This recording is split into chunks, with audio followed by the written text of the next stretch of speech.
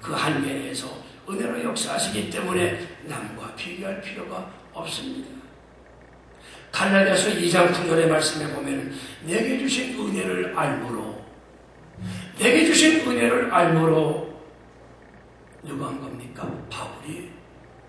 바울이 내게 주신 은혜를 알므로 이렇게 썼습니다. 바울은 하나님이 나에게 주신 은혜를 안다. 바울은 하나님이 나에게 주신 은혜를 알았다.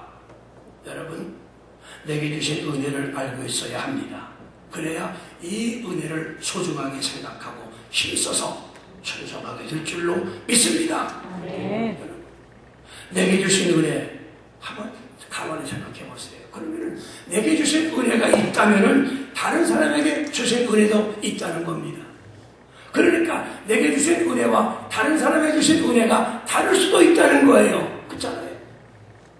그러니까 사람이 받은 바 은혜를 간섭할 때는 다 같게 나타나는 거야. 왜? 받은 바 은혜가 다르기 때문에 그 은혜의 분기십니다.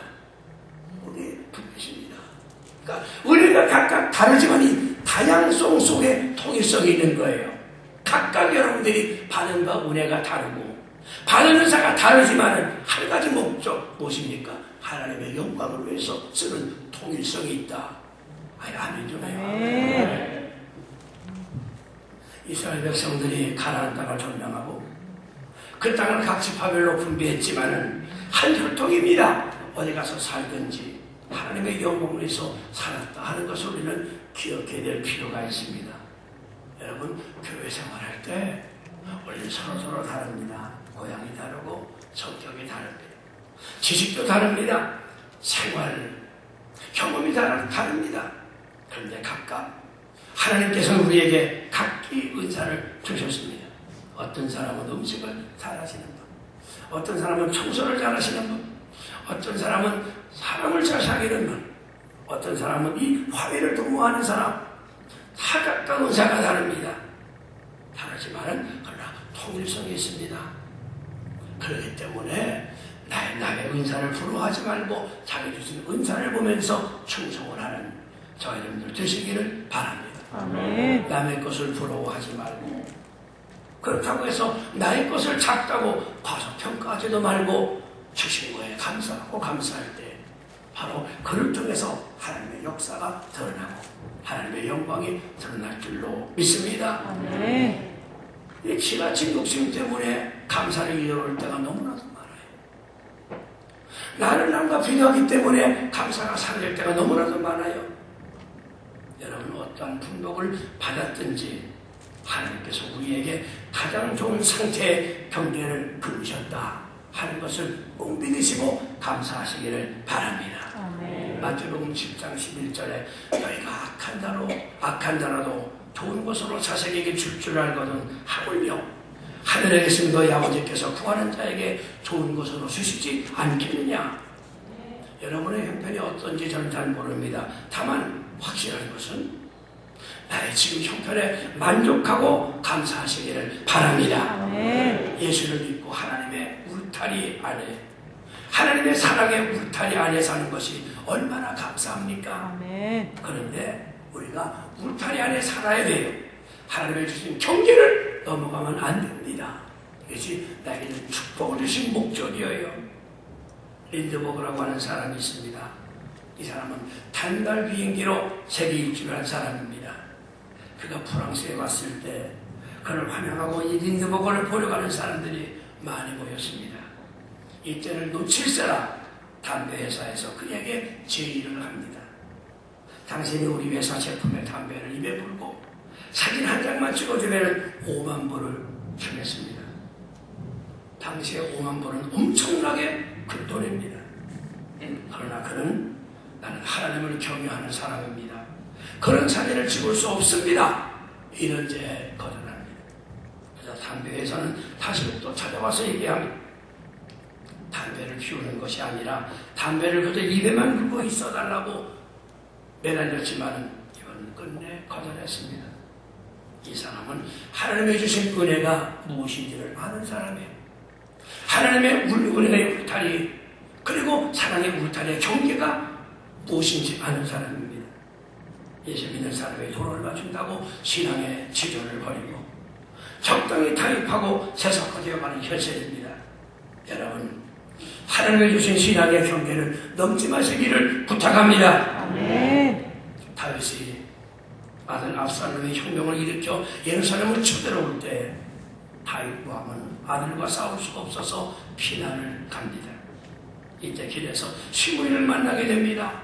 시므이가 돌을 던지고 전도합니다. 피를 흘린 자요, 피를 흘린 자요, 필요한 자요, 가거라. 가서 네 아들 압살롬에게 죽임을 당해라. 다윗에게 이렇게 무명의 시므이가 저주를 퍼붓는 거예요. 이때 함께 동행했던 아벳의 상군이 왕이여 허락하시면 제가 저놈을 죽이겠습니다 하고 흥건합니다. 이때 다윗이 뭐라고 말합니까? 내 몸에서 난 아들도 나를 죽이려고 하는데 하물며 저 사람에게느냐? 여호와께서 저에게 명하신 것이 저주하게 두어라. 여러분, 아니 다윗이 사람이 아닙니까? 다윗이라고 어째 괴롭지 않겠습니까? 얼마나 잊지 못했으면은 그 아들 솔로몬에게 왕위를 계승할 때 다윗은 솔로몬에게 시므이를 말합니다. 그래서 솔로몬이 왕이 되어서 시므이를 부릅니다.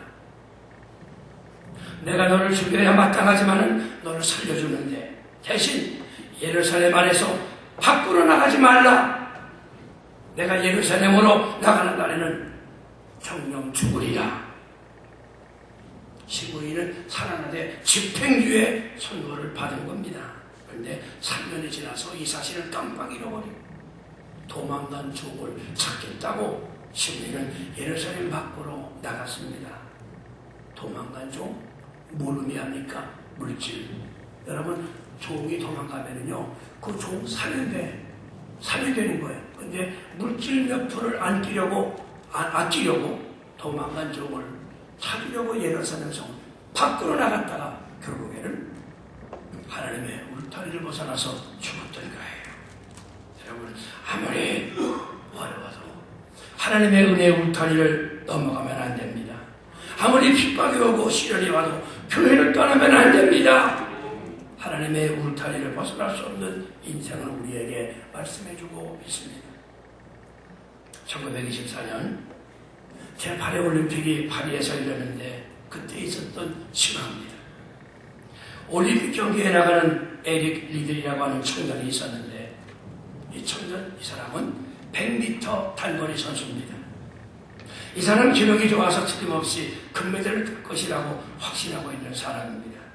그런 유망주였는데 하필이면 자기 경기가 그 배치된 것을 보니까 주일날입니다. 주일날 뛰게 되었어요. 이 청년을 뛰지 않겠다고 단호하게 거절을 했습니다. 그러니까 영국 사람들이 그를 비난합니다. 이 사람은 조국을 배반한 사람이다. 위선자다. 옹졸한 신앙인이다. 비겁한 사람이다. 가진 욕설을 다 퍼붓습니다. 나라를 대표해서 국가를 대표해서 올림픽에 나간 사람이 주일이라고 해서 안 뛰겠다는 그런 나쁜 놈이 어디 있느냐. 가진 욕설을 다 합니다마는 나는 주일을 범하면서까지 올림픽 선수가 되고 싶지 않다고 또 주일을 범하면서 금메달을 목에 보고 싶지 않다는 그런 말을 하고서 저녁에 교회에 나가서 주일날 하나님께 예배를 드리고 돌아올 때 다른 사람에서 권유합니다. 자, 100m는 놓쳤지만은 400m가 남아있는데 혹시 뛸 수가 있느냐? 해보겠다고